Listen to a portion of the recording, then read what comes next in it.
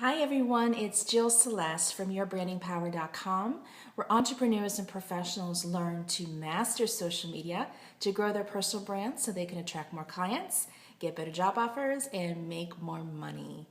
Today, I want to talk to you about risk taking. How do you feel about taking a risk? Does it scare you? Do you avoid it at all costs? Or maybe you're exhilarated by taking a risk. Whatever the case may be, in order to grow your personal brand, you have to become comfortable with taking risks. Now, I believe that many risks are perceived risks, things that are in our head. Now, I'm not talking about like big financial risks or life or death situations. I'm talking about risks that involve a leap of faith. And often these risks are really just an extension of fear of failure. And when you're not acting upon something because you have a fear of failure, you are stifling your personal brand. So let me have you do just a real quick exercise to help you get past any fears you have of taking a risk. I want you to write down 3 risks that you want to take over the next 3 to 6 months, let's say.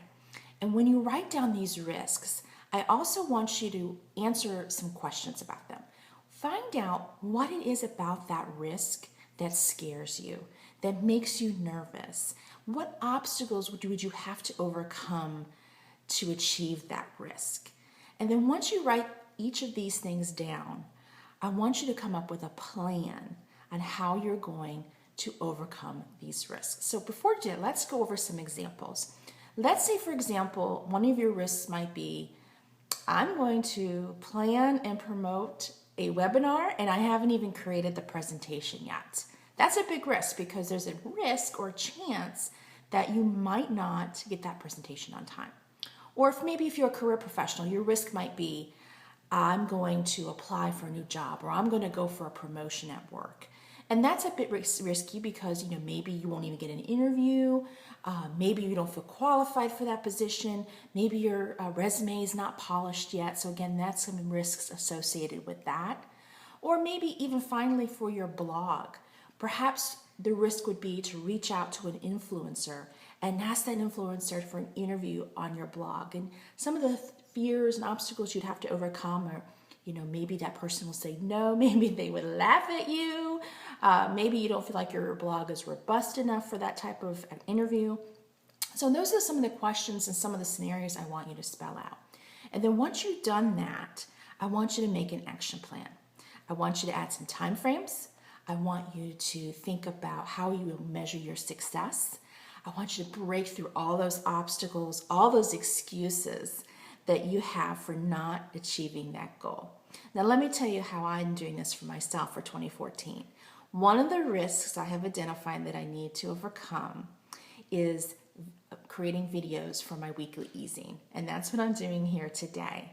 I had so many reasons why I didn't want to do this. Everything from I only have an iPhone to record a video to having to get makeup and hair done and get dressed. When you work from home, you tend sometimes not to do that.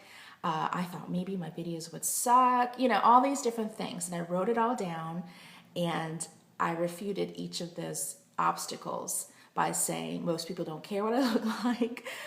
You can get up and get dressed. You probably won't suck on your video. And a lot of people like to watch videos, so you need to add that to your plan. So that's how I'm overcoming and taking a risk in 2014, and I like to invite you to do the same.